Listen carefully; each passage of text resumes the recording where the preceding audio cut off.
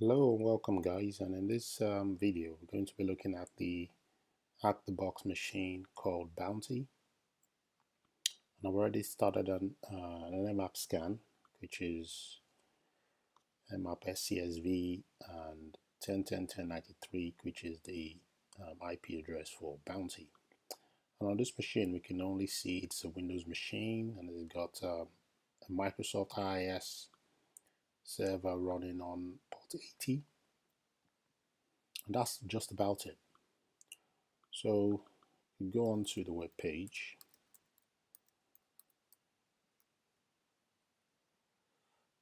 and we're presented with just this web page, view source.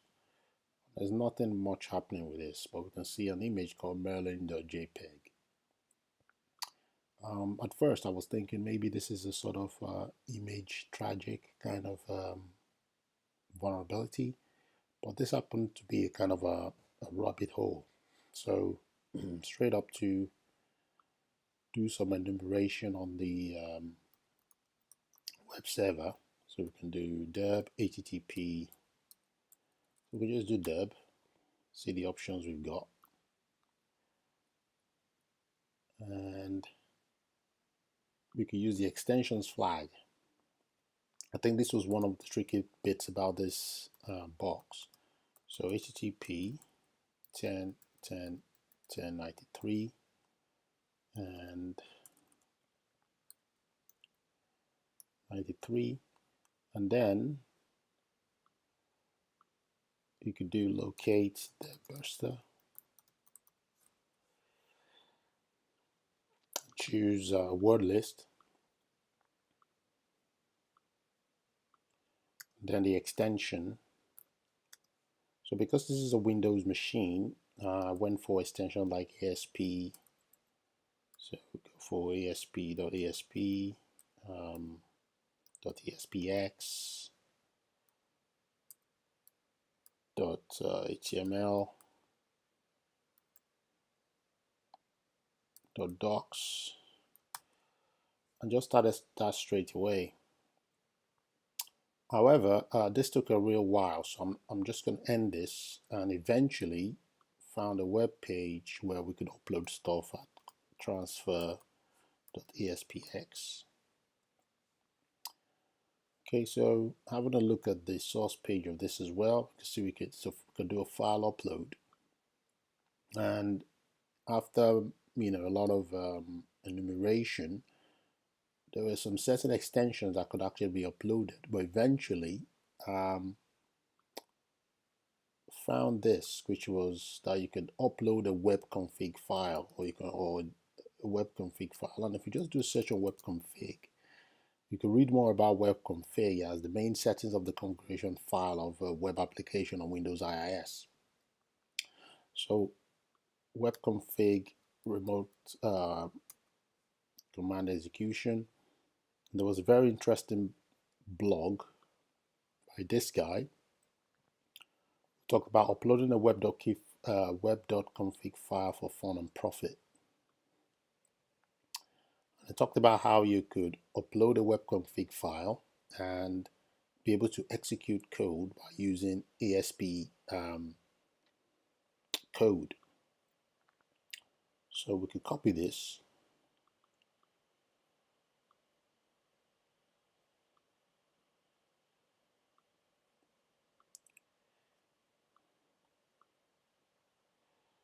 just clear screen, and make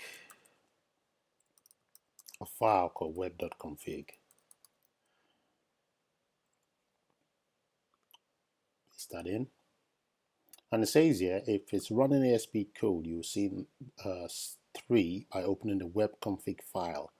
So based on this response write 1 plus 2, we should be able to see the result, which is 3 on the web page. So let's click on that. And to mention as well, in the search, there were 2 directories that was found. So there was transfer.aspx and also uploaded files.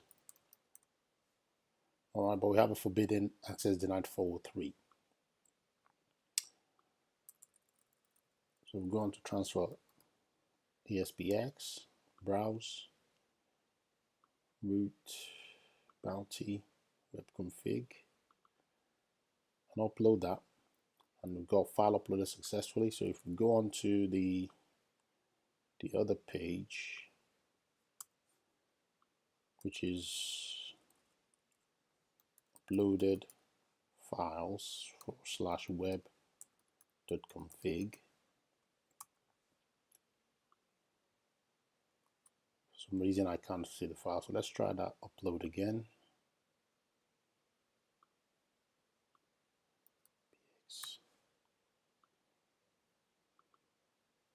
Upload, refresh this. We can see 3, and we could view source, and you can see that's the comment we had in our web config file and the number 3. So it shows that we can actually run this. So going back to the blog, it says ASP code comes here, and then we could add some ASP code here. So a quick search of what I did next was to go for web ASP web shell. I found one on GitHub, I think it was this one.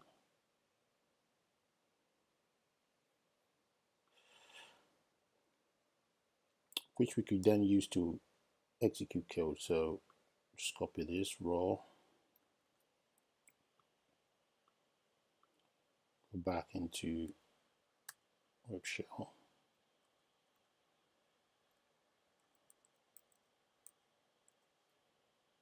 paste this here. So let's do the upload again.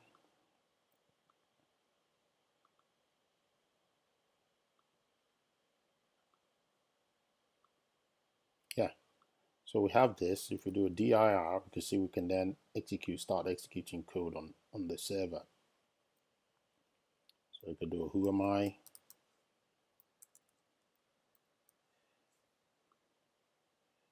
and again, so it appears this web server deletes the whatever file is uploaded here for some few minutes. So we have to be real quick if we're going to do this. So already we know we have web remote code execution on the server by uploading the web.config file. So we're going to try to see how to execute code. So I'm clearing this. So cd tools list, and I've got cd nishang less. Just clear that less. We're looking for shells, cd shells list. We're going to invoke PowerShell PSI. So I'm just going to copy this and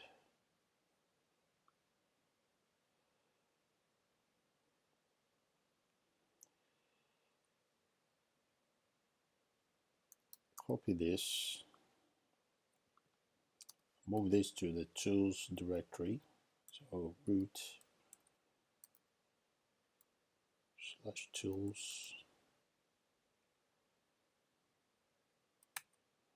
Okay.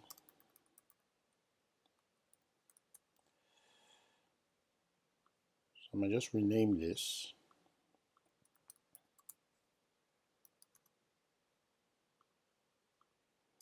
And I'll call this reverse.psi1.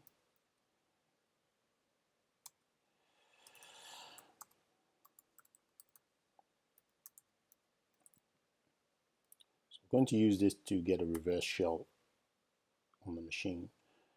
So if we have a look through this, we could see the example. So I'm just going to copy this out.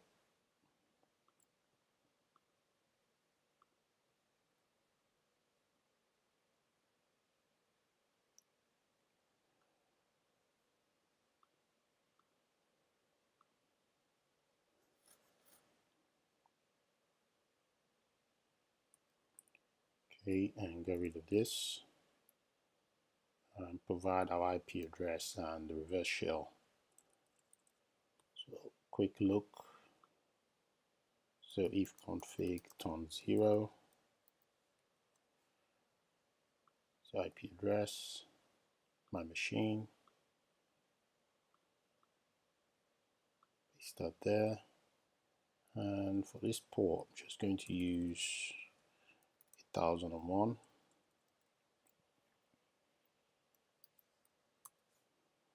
Okay.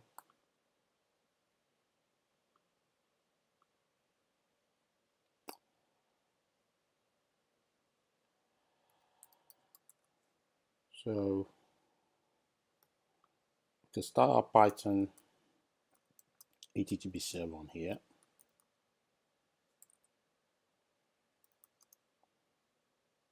share simple HTTP server port 80.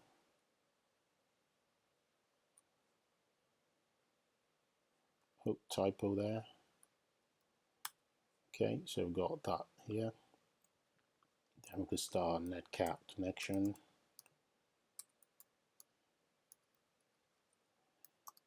Port 1001.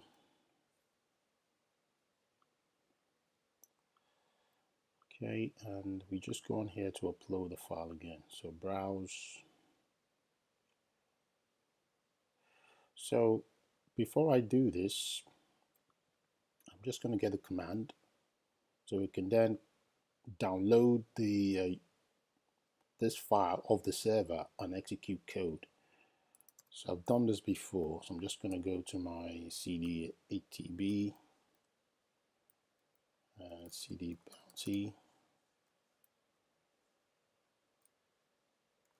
cat command 60, I think. Yeah. So we're going to use this to actually download the code. So we using PowerShell to download the code. So I'm just going to copy this out and just make some few changes. So the file is reverse PSI and got 10, 10, 10, 10, 15. Forgot my IP address again. Quick look. Config turn 0, 15, 18. So I'm going to use PowerShell to download the reverse PSI file. So we can leave that there. Browse, upload web.config, upload. Go on here and refresh that. Yeah. If we have UMI,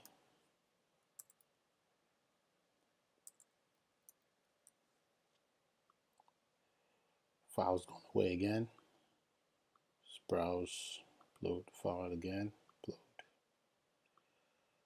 Run this. Yeah. dir. Yeah, so we can execute code. So we're just going to run this quickly. Copy that. Start there, run. We should be dropped into a shell here. Yeah, there we go. There we go. So we have a shell on the box. So if config. So PowerShell wouldn't run that command. That's fine. But we do have remote execution on this now, which is really good. So we're on the box Merlin, and you can see the directory we ran dir initially is where we've been dropped into now. So we have a shell on the box bounty, and we can see Windows PowerShell running on user bounty. So that's quite interesting. So what we then need to do next is to see if we could get a meterpreter shell.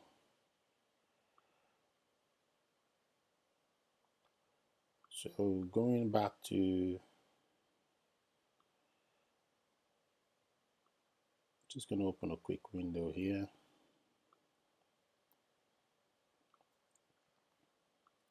cd tools, cd unicorn list, and then we're going to use unicorn to generate a meterpreter reverse shell. So unicorn deploy. This gives us how we can use unicorn. So I'm just going to hide this for a while. And to generate a reverse shell, we can actually use this command. So copy this out, paste out there, change the IP address, 10.10.10, 15, I think, 18. Keep forgetting my IP address. Anyway, let's have a quick look again. Config, it's on 0. Yeah, right. And then, so we can see this is the payload we've selected, Windows meterpreter reverse underscore HTTPS. So generating payload shellcode.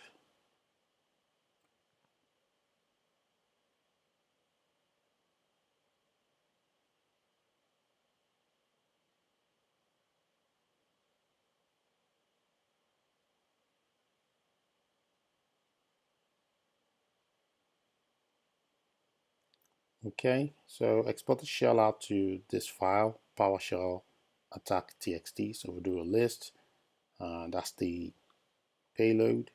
So we can rename this payload. So we can just rename this payload. We're going to move this payload to our Python HTTP server. So move that, and I'm going to call this meterpreter.txt /root /tools /meterpreter.txt.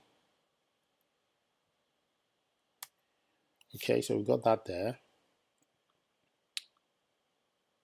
Next thing I'm going to do is try to then service get multi-handler PostgreSQL start. So let's still confirm we've got our shell. Yeah, still got our shell running there. Got loads of stuff open here. Just close this.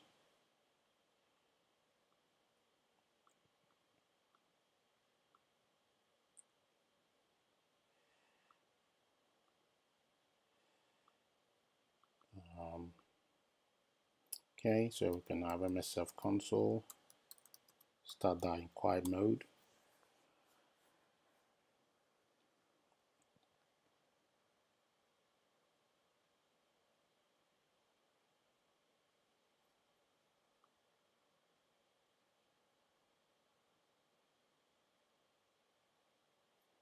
So while that is trying to run, just going to get up the command we need in order to, so here's the command, just using PowerShell as well to download the meterpreter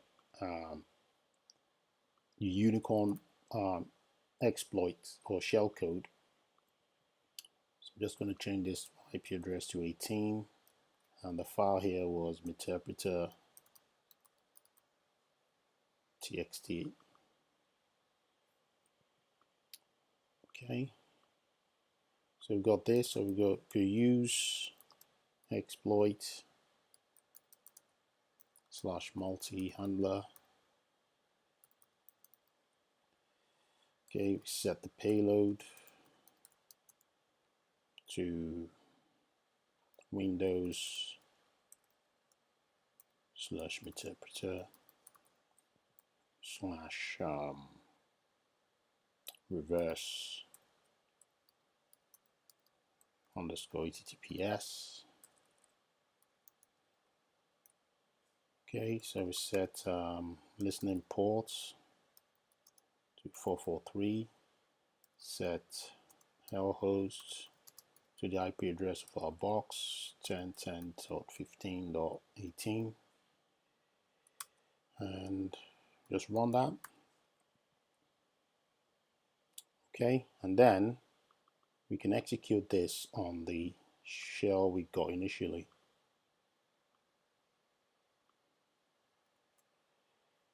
So we go on to our meterpreter. We should have a shell in a minute.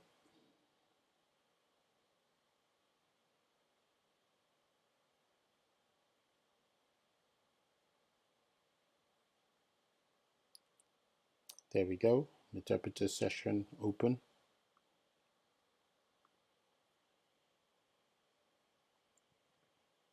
Great.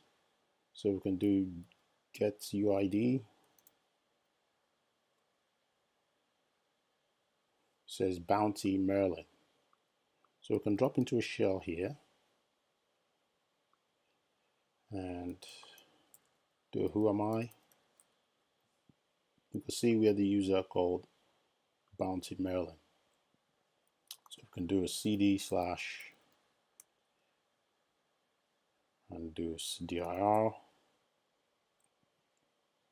cd users dir. If we try to get into this, we'll get a permission denied. Permission denied. So we can cd Merlin, do a dir,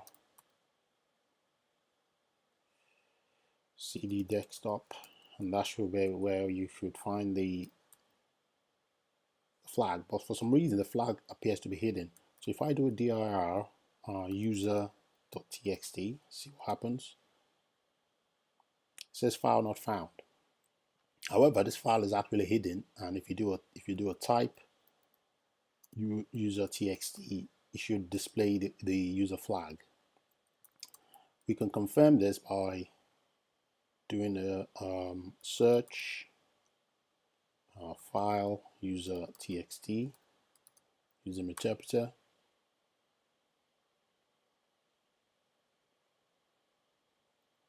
And you can see meterpreter tells us that one result is found. So that file actually exists.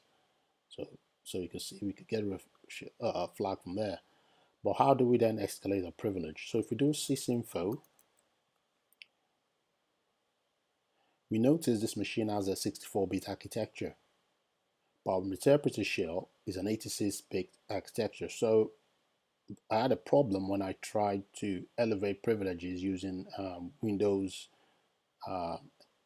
exploit suggester because of this payload. So we'll try to change this meterpreter shell to a 64-bit Windows and then try to elevate our privilege to administrative privileges. So to do this, just make a quick search. So you could go on and say executable payloads.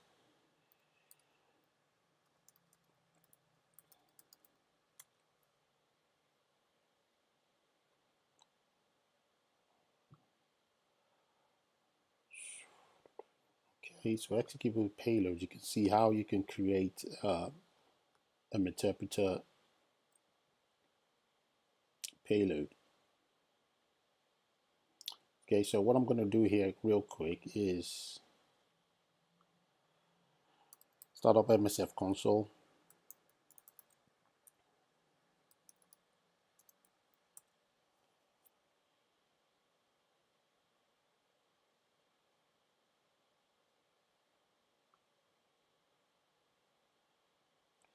And I think on top of my head I should be able to do this. So let's cancel that. So I'm going to go to CD tools, try to generate a meterpreter 64-bit.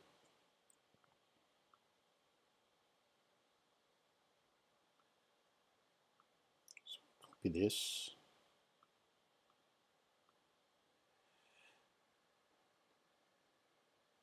So we change this as well. I'll change this to an HTTPS. I think x64 interpreter. Can do L ports, L host 10.10, 15.18. on our port, make this 9001, and I'll call this meterpreter 2, meterpreter2.ext. Try to generate payload.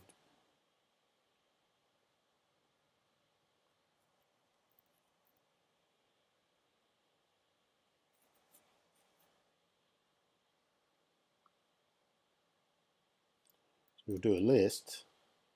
You can see we've got meterpreter2.exe on our HTTP simple HTTP Python HTTP server. So what we can do is we go back to our shell here, and so we could do cd c.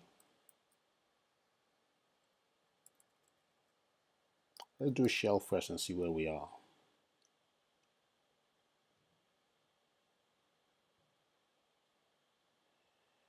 Okay, so we're in this directory here. Okay, exit.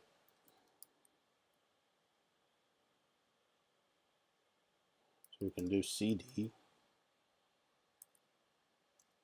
c users Merlin. Yep, so we're in here, and then we can use upload /root /tools and do meterpreter 2.exe.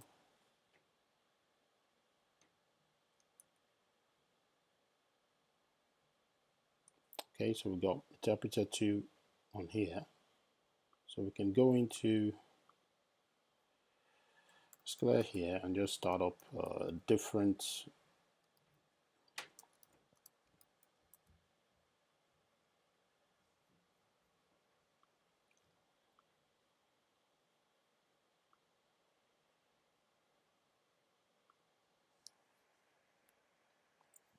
so start up another multi-handler.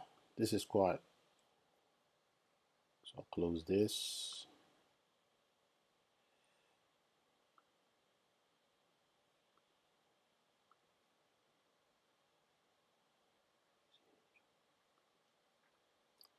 Okay, and then use exploits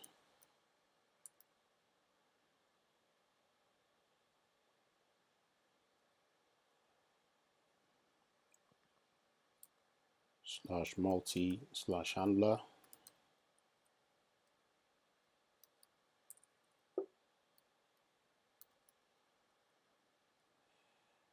and set help ports for, I think it was 9001, I think. Set help host 10, 10, 15, 18. Set payload for Windows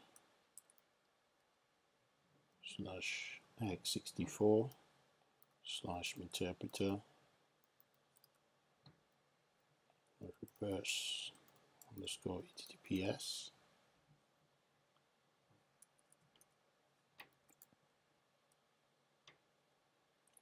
and run.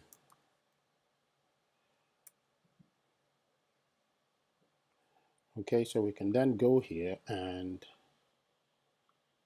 execute cf and try to execute this meterpreter shell from here. And we should get a shell here in a moment.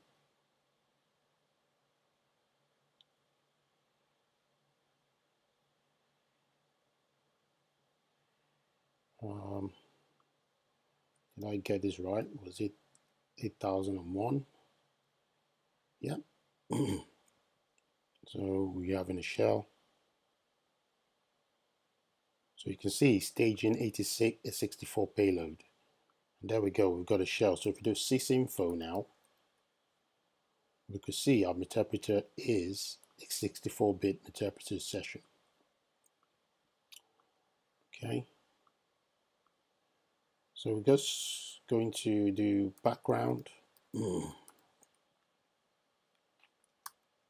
search suggester, and I think I've got one of these videos on using suggester in one of my channels where I did this privilege escalation.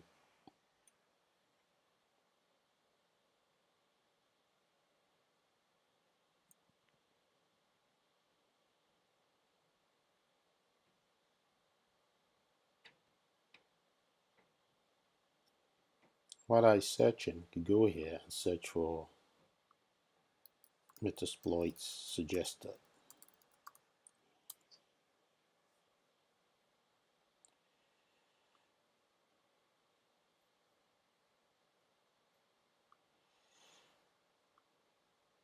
And here is the module.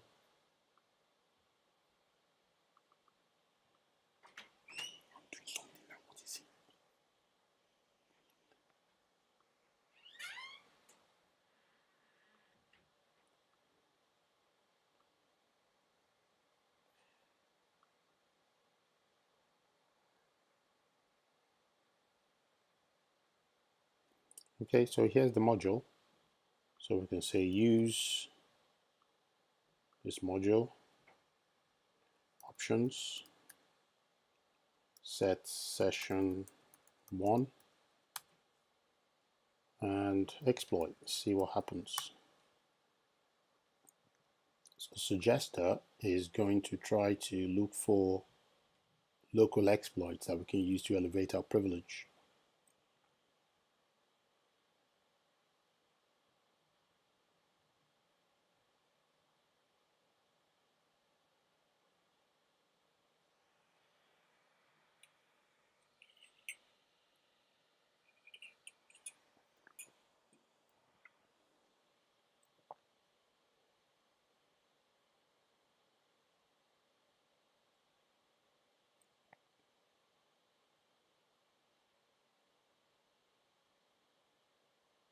Okay, so we found one saying the target is vulnerable to this. So we're going to use this post module, options. So let's check sessions. So we go session 1. So set session 1.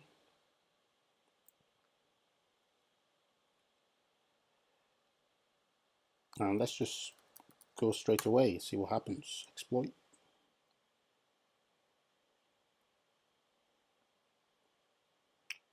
We might need to change set the payload, but we'll see what happens.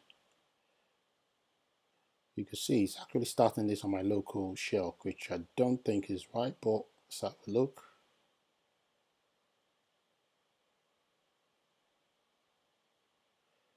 No, we don't have a shell, so we have to set hell host to 10.10.15.18. Run that again.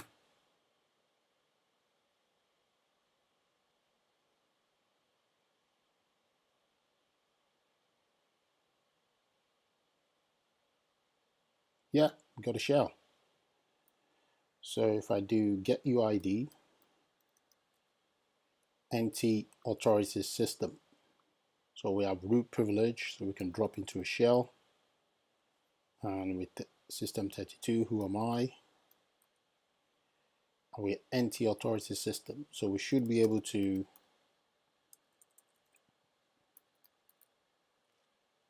cd users, cd administrator,